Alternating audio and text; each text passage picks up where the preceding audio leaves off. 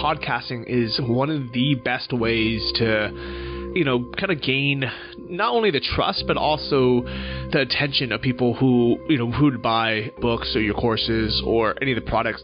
That was Johnny FD, and this is Podcast Ninja. Podcast Ninja. What's going on, ninjas? I'm your host, Anthony, and this is Podcast Ninja, a show that interviews the most successful podcasters in the game. My goal is simply to uncover the best podcasting strategies that you can apply to your show. In today's episode, we have Johnny FD, who is the host of Travel Like a Boss and Invest Like a Boss. He's an entrepreneur, travel blogger, and investor. We're going to get to the interview in just a moment, but I want to thank you all ahead of time. Please go ahead and go to iTunes and subscribe to the show. If you want to be notified when that next episode is going to come up, just go ahead and go to podcastninja.net/iTunes. Now, the interview with Johnny is super important to me, so I'm really excited to bring him on as my first guest because it wasn't up until May 2016 where I was hired to work as an intern for Johnny, and I eventually took over production of his entire first podcast, Travel Like a Boss, and helped launch his new show, Invest Like a Boss. And over the next year, I developed basically a really huge passion for podcasting and sort of grew my skill of podcasting into a podcast company, which I call Podcast Ninja. And now we have clients beyond investors and entrepreneurs. Now we have health experts and doctors and much more. And I'm super happy to further explore my knowledge in the podcast space to bring you along for the journey, which is even more exciting. So with that being said, I'm going to stop talking and we're going to get into the show.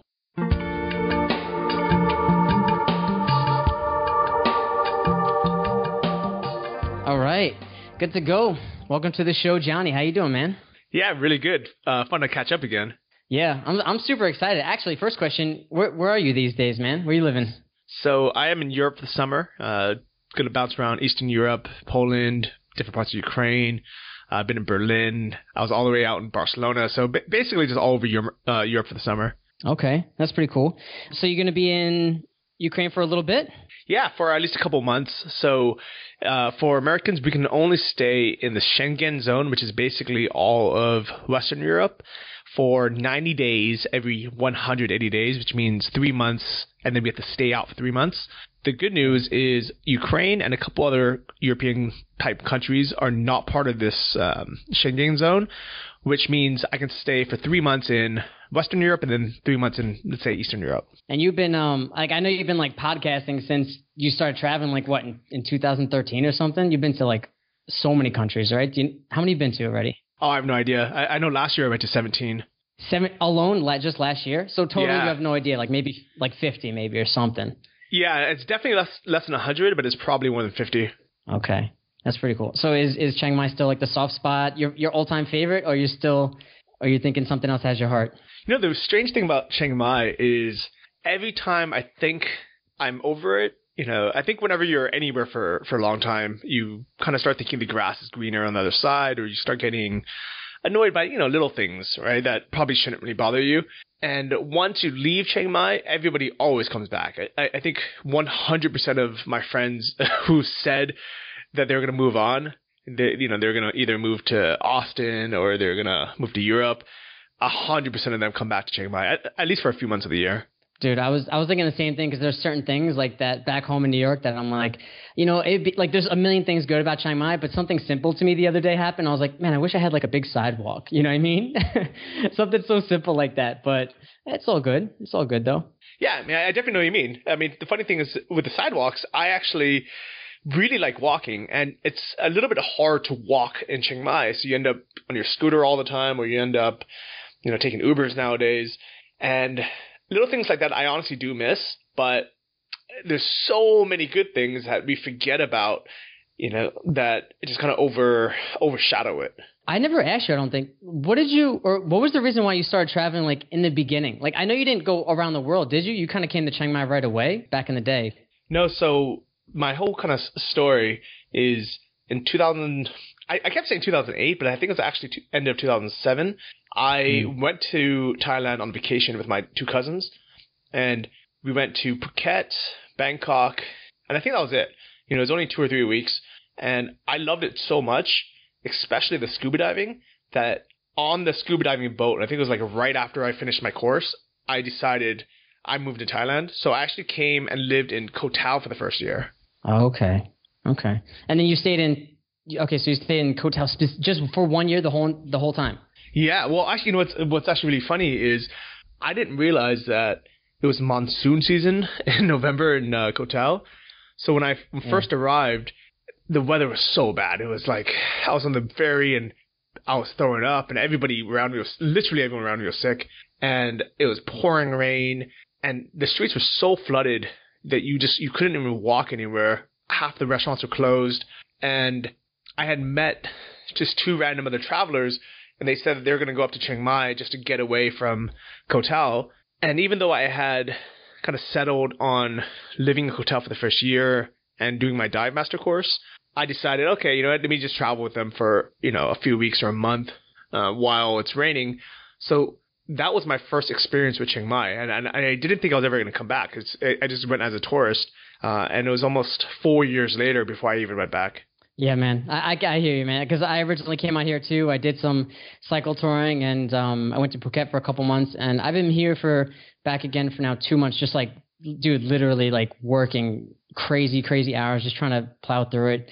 And there's a lot of pros for being here, man. You could set up. I landed. I had like a hotel, ate some good Thai food within like an hour, and I was like, this is good, you know. Like, I'm glad to be back, you know. Well, what's funny is one of my dropship partners, Sebastian, he was in Germany. He's German, and he went back to Germany. He was going to spend the whole summer there. And on his Facebook wall, he basically said, you know, Germany, F all this bureaucracy, all these, you know, all these rules in Germany. It's so hard to find an apartment just for a month or two that it's actually easier and it would actually be less time for me to buy a plane ticket, go back to Chiang Mai, and find an apartment than it is for me just to find an apartment in Germany. And what he meant by that is, you know, I think it's probably the same in the U.S. now. You can't just like rock up to a place and say, hey, I want a fully furnished apartment and I want to do it month to month. You know, you have to go through an agent, or you have to like schedule appointments with a landlord. They do a credit check. They want you to sign a contract. The place probably isn't furnished. And it's funny because I just got off Skype with him earlier, and he's actually back in Chiang Mai. He's at camp. Dude, but it's crazy because, you know, I recently was contacting someone in New York, and I was like, oh, I'm curious what the process would look like. And they're telling me like 40 days to let them know, you know, when I'm coming back. And I think part of it's like something you have to experience, because I've been out of New York, the States, for like, dude, almost over 2 years. And I haven't had that like culture shock where I went back to the States and had that, you know, kind of like relapse of like, dude, I got to get out of here again. And I think I have to actually witness that, to like how you said the grass is greener on the other side, right? Like, what was your reaction when you left the country and then you went back and you're like, dude, this is not for me. You know what I mean? I think 100% of the times that I go back to Chiang Mai, instantly, like within minutes, I realize how great of a city and how great of a country it is. I agree. And you've been blogging about it. I went back to your first post ever on johnnyfd.com, and I think it was like 2010. Do you remember your first blog post ever? Do you remember this? This is like the first time I think you've ever put yourself out there. Is that true? Yeah, well, I've always had different blogs. I had blogs about like Muay Thai. I've had blogs about like my favorite restaurants. I've had I had all these like random blogs in the past. But Johnny FD was like the start of, okay, this is it. This is what I want. Like, I want this to be the rest of my life. This is where I want my authentic self to shine. Okay. So you did some blogging, right, for like the first year before you launched the podcast, right? About? I don't even remember you know what? No, I started that blog when I was living in Koh Lanta in southern Thailand as a dive master, and I think I didn't write my second post until like 3 or 4 years later. Yeah. Okay. Yeah, I think you're right. Yeah, I think it was like 2010 or something, a couple years later, and then you started blogging about what you say, like food and travel and places to hang out, and then after a couple months or so, then you launched Travel Like a Boss podcast. Yeah. So here's a story about. I think that was the question you were about to ask me. Is like what inspired me to start the podcast, right? Yeah. I want to know. So I don't know if you know this, but before I was ever on a podcast, before I even really like knew that much about what podcasting was, I was at this random Friday meetup. It was called Paleo Breakfast. It was put on by a couple digital nomads in Chiang Mai, and it was a small group back then. But one guy who normally lives in Saigon, this guy named Terry Lin, he was just talking to me, and he's like, "Oh, what do you do?" And that's when I first started my dropshipping store, and I just started making money from it. I think I was only making maybe $2,000 a month from it, and turned out he had an e-commerce podcast. I think it's called Build My Online Store or something. No, it wasn't. I don't remember the name. It's Terry Lynn's podcast, whatever it was. But he heard my story, and he was like, "Oh, hey, do you want to do a podcast?" And I said, "Sure." And I assumed, it's called Build My Online Store by Terry Lynn. And he was like, "Okay, let's go upstairs."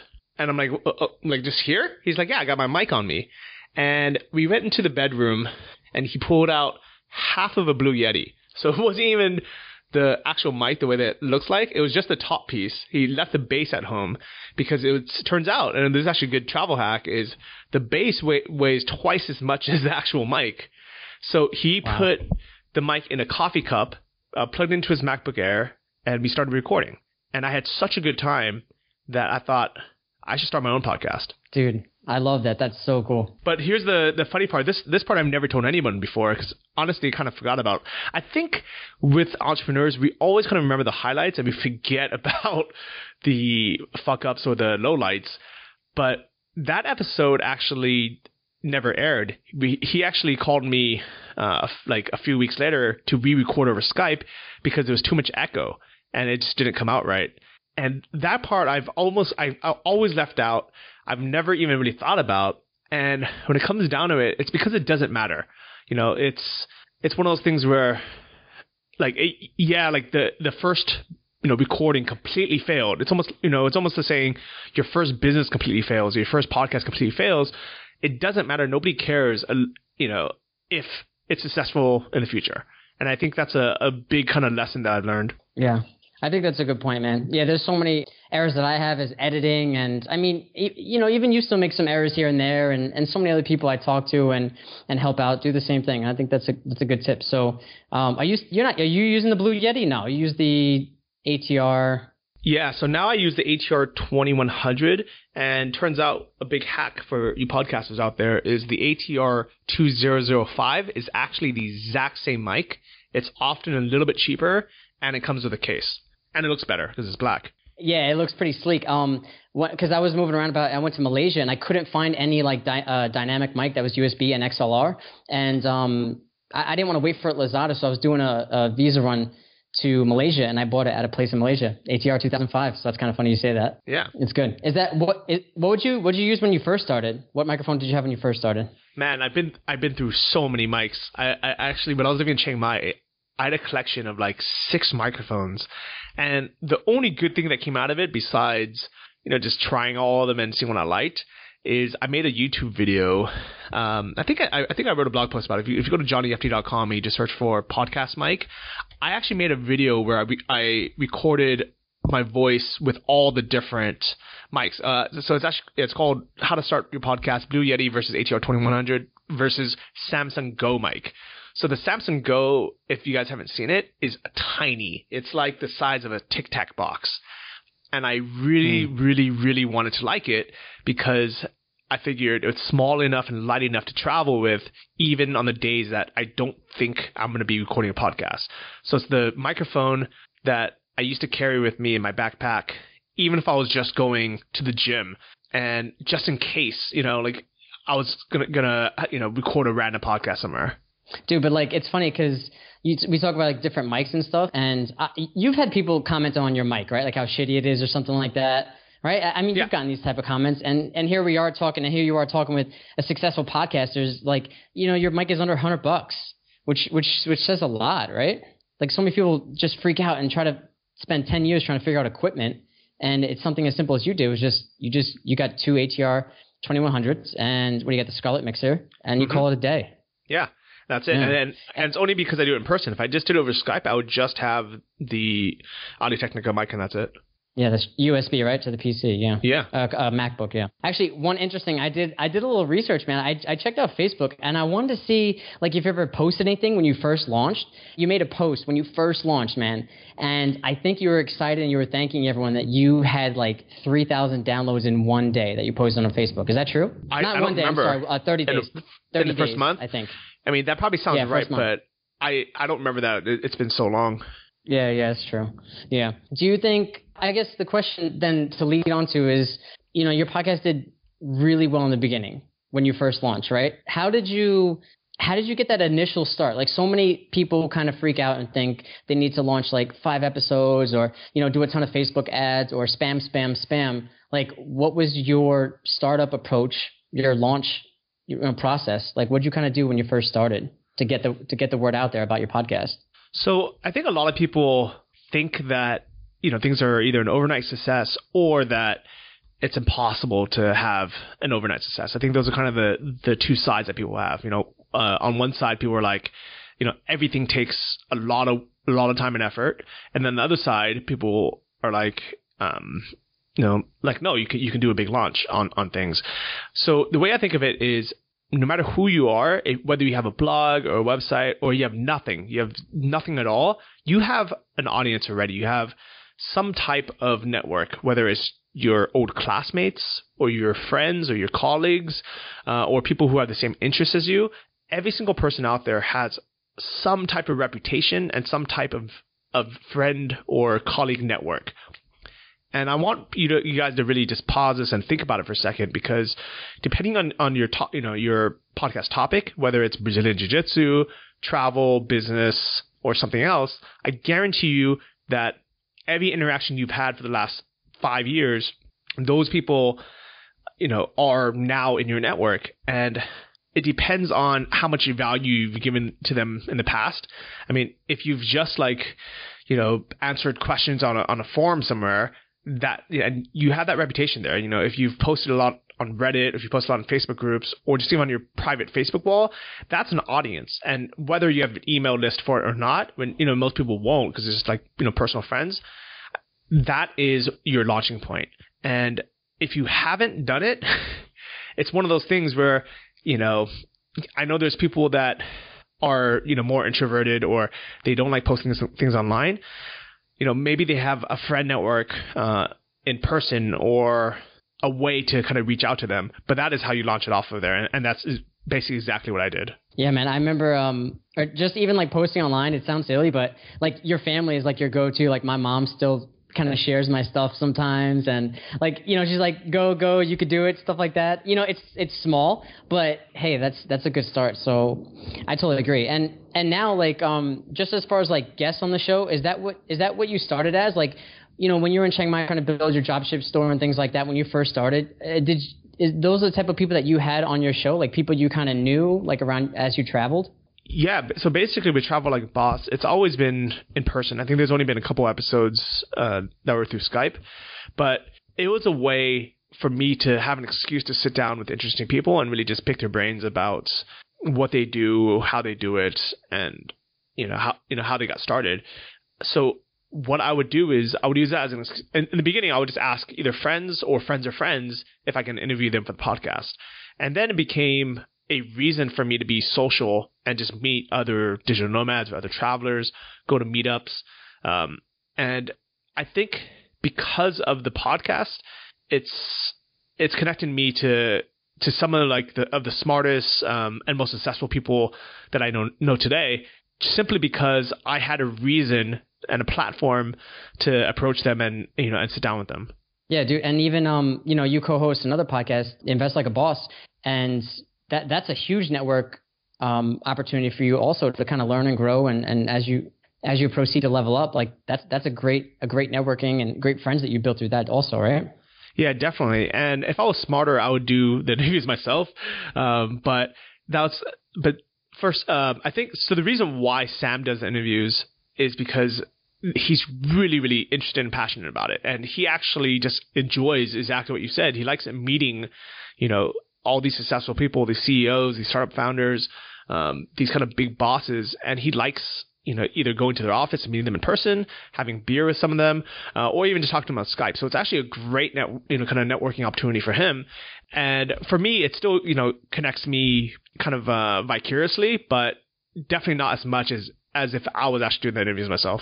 Yeah, true. And I know, not to side topic too much, but I know he spends a lot of time, pre-writing questions. I'm sure people listening are like, you ever try to write 20, 30 questions for an interview, man, you're spending hours and record, all that type of stuff. But that's like, for Travel Like a Boss, do you even do that? Do you even write out questions and stuff like that? Or you just have like bullet points on what to hit?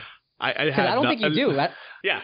I mean, well, you know what? Is it just from hearing the podcast, you can tell the way it flows, or like, why do you assume that? So, I was on your show, and I don't remember you're looking at me the whole time, and it flows nicely. And I went back to listen to your first episodes, and they kind of sound the same. Like they flow nice. They're kind of like simple, and you just personal. Like, yeah, I think that's what's cool. Like, because you hear people when they start up, you could tell they're reading the exact question. I don't know if you could tell that with me, but like it sounds like some people are just literally reading question for question for question. But that's not what you do you? So I think there's a pro and con of both. I think if you don't pre-think of questions or you don't write them down, there's a big chance that you'll end up kind of just blabbing about something. Or, you might talk about something interesting, but you won't really get as much value out of that interview as you could have. Like, for example, if I had Warren Buffett on my podcast and we talked about his favorite food and, his family and his kids for the whole episode, it might be entertaining, but we really would have missed a great opportunity of asking him about investment advice, which is what he's really an expert at. So for me, I personally, I don't think I've ever actually written down questions. I'm sure I might have for one or two episodes, but in general, from the beginning till now, I just let it free flow. I've gotten pretty good at it, and I think actually honestly it's just my personality. I'm just a very curious person. One of my big inspirations for podcasting was Joe Rogan, and I still listen to his podcast today. And what I like about it is that it's long form, it's free flowing, and he's just genuinely curious about his guests, and that's the same way I am. Yeah, that's a good point. Yeah, of course, you have the travel passion. So obviously, if you're a host of a show, just make sure you're super passionate about what you're talking about. And yeah, that's good. So one thing I want to put in there is one thing that I wish I had kind of more balls to ask all my listeners. I mean, all my guests are questions like, how much money do you exactly do you make, or like, what are your top 3 tips to get started, or something like that, where there would be a lot of benefit in that. But just my personality, I'm just not comfortable asking that with everyone. If it comes up, it comes up, but if it doesn't, it doesn't. That's so funny, because I had that question written down, but I was like, I don't want to get so personal like that. Like, I don't know if even knowing that number is even truly beneficial, but some people see it as like a credibility, I guess, right? Like, oh, this guy gets 30 million downloads and he's making 6 figures. Okay, then we listen to him. But at the same time, the guests are like real that you interview. You know what I mean? They're like real people that seem like obtainable. And I think that's the cool thing. You've had ballers on your podcast, so to speak, but I think what's really inspiring are the people that are making 30, 40, 50K and kind of traveling to some cool places here and there, right? I think that's something that the audience can relate to a lot more. What do you think? Yeah, definitely. And I think that's why I like this podcast so much, is because it's basically kind of just showing like all the different ways you can do it. Because I remember, for me, all I wanted to do was to make $600 a month so I can live in Thailand. And if I could have heard someone's podcast where they were doing that, that would have inspired me. Versus if someone was making, 10 or 20 times that, I would have thought, okay, maybe that's a bit too out of my reach. Yeah. Well, the truth is, there's like how many people are really like travel blogging and travel podcasting now, that they have that same niche that you have, but why do you think that you're successful and they're not? I would say the biggest part of it is I've actually been doing it, and this is actually my life, so I don't have to make it look fancy. I don't have to try to polish it. It's literally just what I do every day. So it's very authentic, and I think that comes across. I think people can see it. And it's not work for me. I just like doing it. I think that's the biggest kind of secret in the world, is if you just enjoy doing something, you'll naturally be good at it. You'll naturally be passionate about it. You'll naturally be consistent with it. And that's how you just become really good at something. Versus if you try to force it, like I see a lot of travel bloggers try to do, they really try to pose for photos, or they literally will set up, their vacation to get as many shots as they can in like specific places, and they're only there for 2 days. Then they're moving to the next location to get more shots to kind of just show like where they've been. And I think they get burnt out, and I think nobody really connects with them because it doesn't really feel authentic. And I think that those two things combined make people stop doing it after a few months, and they just never start making money. Yeah. It reminds me of when I first started interning with you in the beginning, like you would, invite me to places and stuff like that. And I would always witness multiple people kind of come up to you and say like, hey man, thanks for being like cool. Thanks for the cool podcast. Thanks for inspiring me to quit my job, things like that. And I would always like secretly try to like watch you respond, and you're always just like so humbled. And then you would quickly kind of talk to them and ask them a question about them or something like that. So, I mean, I'm assuming when I'm not around, you still get that all the time, right? People commenting and giving you that type of credit. Yeah, it happens a lot more in Thailand than other places, but I was surprised. Like last night, I was at a random bar here in Ukraine, and some guy came up to me that recognized me. So it's starting to happen a little bit more and more. And I think the podcast is a big part of it, but I think even bigger is actually YouTube, because with podcasting, the audience itself is not as big in terms of, their kind of reachability, but also when people listen to your voice, they really get to know you, but they don't really recognize what you look like. Versus YouTube, they instantly know what you look like. Yeah, that's true. Yeah, and you're doing also a lot more like Facebook video also I see all the time, and it seems like you're actually having a lot more fun, like posting, just hanging out, showing Ukraine, like living the life, man. That's cool.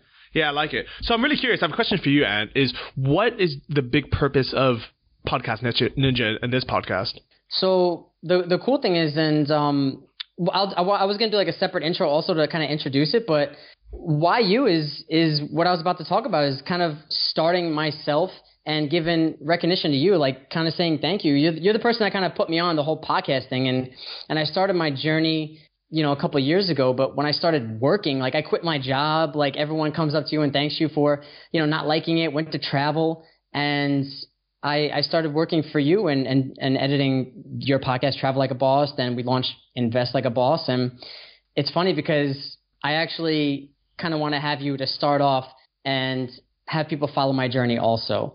I used to do some like travel blogging and YouTube videos and stuff like that, but I like talking to people, and editing is fun, but I want to put myself in the forefront and have fun, like how you're saying.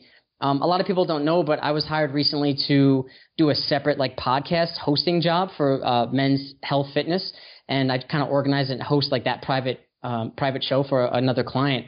And I had like so much fun in the beginning, and I was like what if I was actually doing this for myself and interviewing ways to help improve my podcasting and improve my skill. And when I was interning for you, I did the core job, but then I just started like researching so much more. I started reaching out to so many people. I'm like, yo, I want to be really good at this. And I think this is like a really cool space to be in, because I think I forced blogging, and typing is not my strong point, like at all. Like I actually hate typing, and I realized that everyone has a certain space, and I like talking to people, and I like asking questions, man. It's more fun for me than just editing. So I'm starting to like kind of form that. And what excites me is the interviews, and what excites me is helping people launch and getting that creative ideas and brainstorming with people. Yeah. Long response, but yeah. No, I think that's fantastic, and I think people can get a lot out of that. I think, everyone has their own unique voice, and I'm sure that just like with, the way we started our podcast, with yours, it'll evolve to be, really authentically you and what you like. Yeah, I hope so. I mean, I'm hoping to get a lot of different people on here, and I've been listening to podcasts, and I think the first podcast you said Joe Rogan was your favorite. Mine was Rich Roll. So it was like 4 or 5 years ago when he first launched, and he was like a triathlete, and he ate vegetarian and stuff like that. I don't know. I just fell in love with his stories, and he would interview guests that were like an hour and a half long, and then I listened to audiobooks and stuff like that. And I would like to someday kind of get to that point, but I think it could start by just inspiring people to podcast and to have people like you come on the show and just talk about how you organically grew your podcast. Like in 2013, man, nobody was podcasting. You know what I mean? And I think your consistency and your authenticity is key to this whole entire episode, in my opinion. Yeah, I definitely appreciate that. And you're right. I think podcasting was nowhere as big 3 years ago.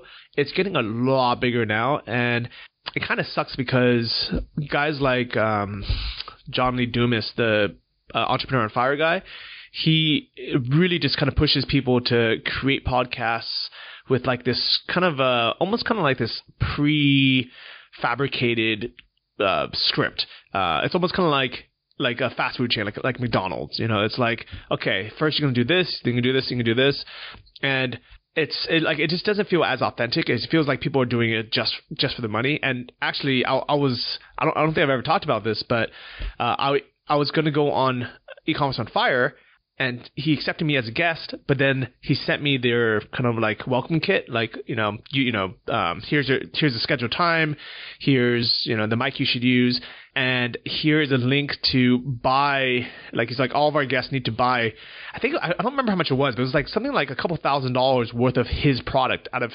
his journal.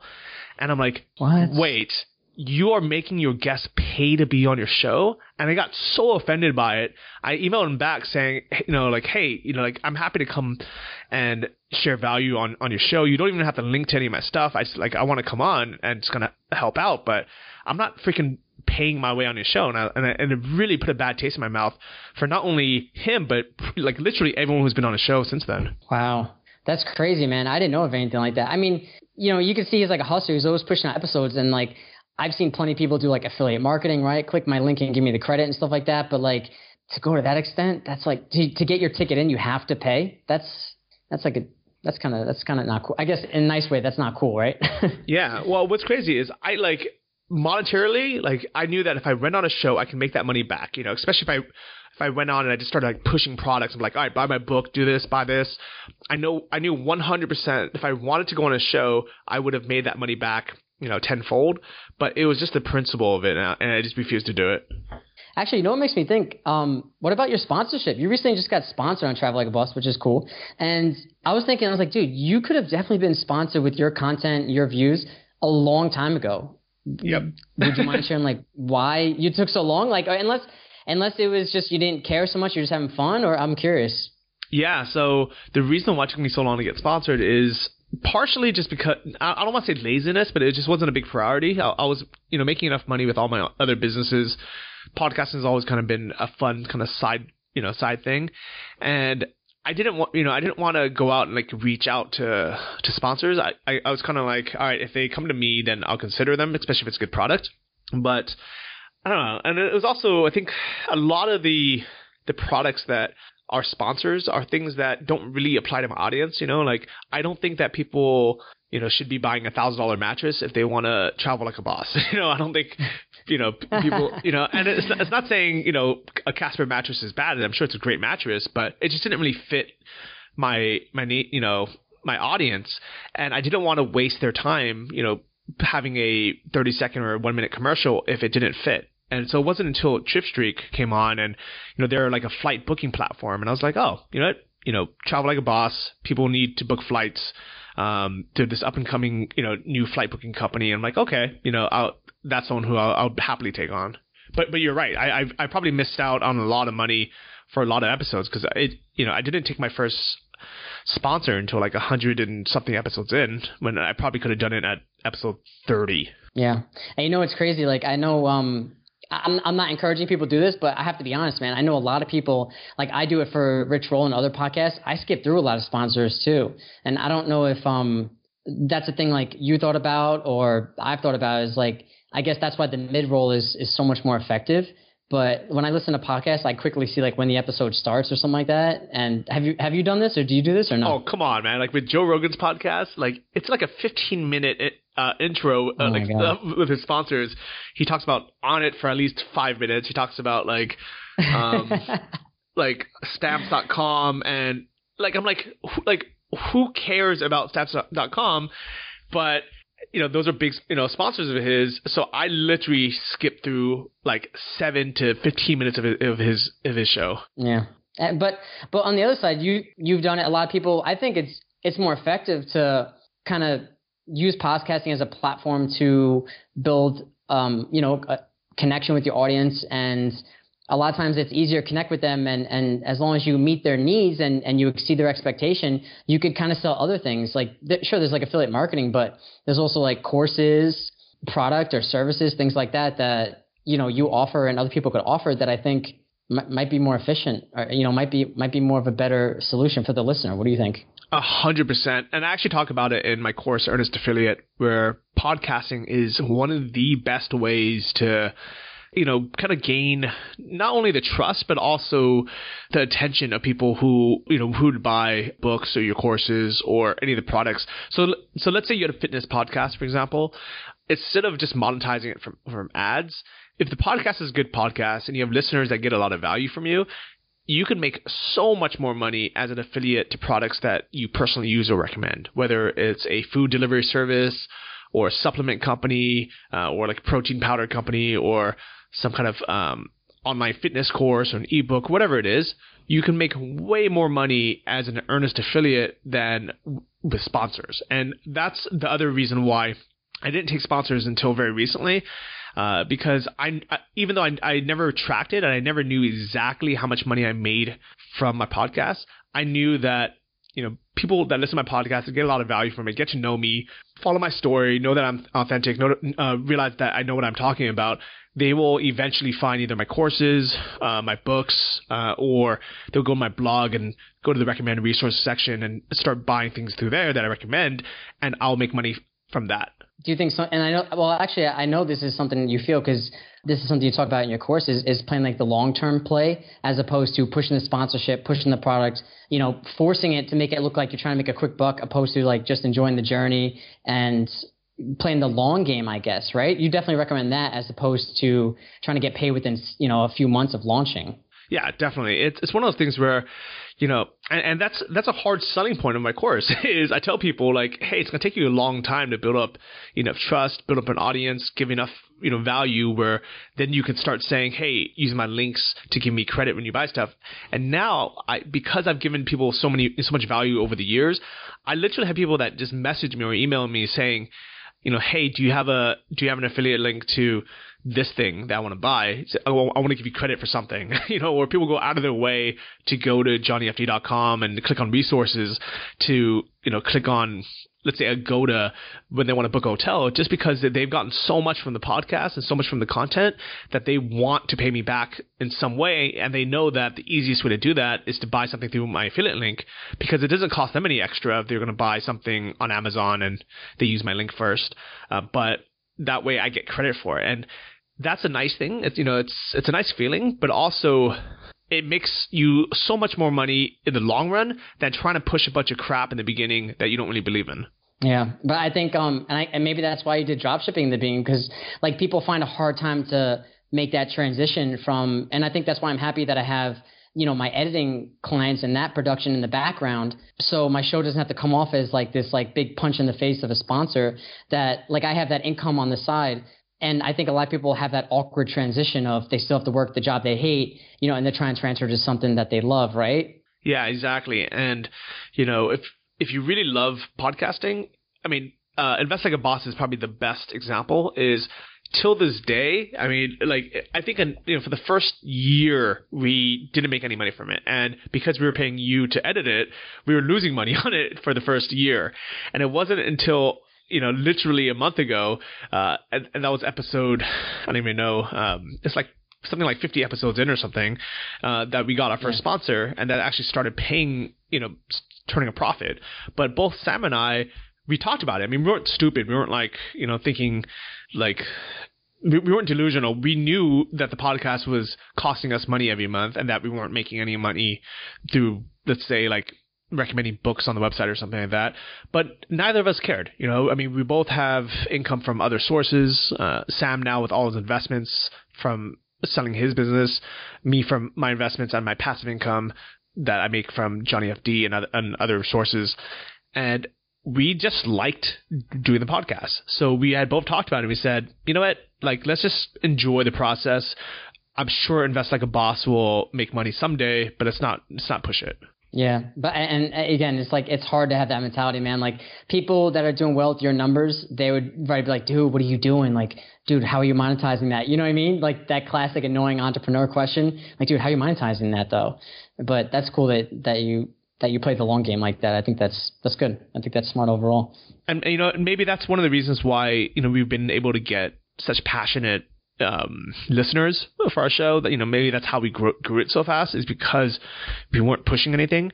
Maybe that's how we got these big name guests on, like James Altucher and the CEO of Yale Street Wealthfront and all these other big multi-million-dollar companies. We had MJD Marco on the show, and part of that I think is because people can tell that we were just authentically making this podcast because we enjoyed it, and that even though we would love for it to be a business that makes money in the future, it was not something that it wasn't our first priority.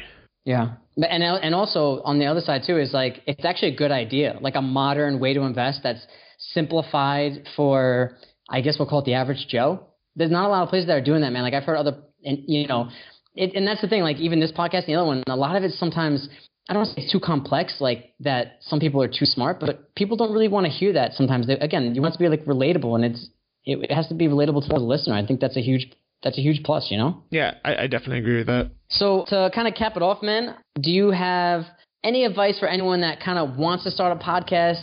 We kind of went through a lot of like starter kind of pack ideas and tips and strategies, but any other kind of tricks that you think would help someone along their journey? Yeah, I would say the easiest thing to do would be just to start, and the best thing to do would be to buy one of these cheap USB microphones and do it like that.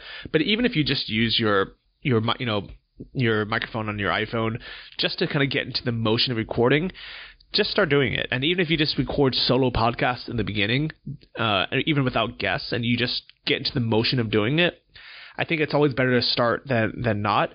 But I would say, aside from just getting started, my biggest tip is to make it authentic, because if you try to please everyone with your podcast, or you make it too generic so everyone in the world can be your audience, there's no reason for anyone to listen to it. And I know you guys have probably heard this advice before, that if everyone's your customer, no one's your customer.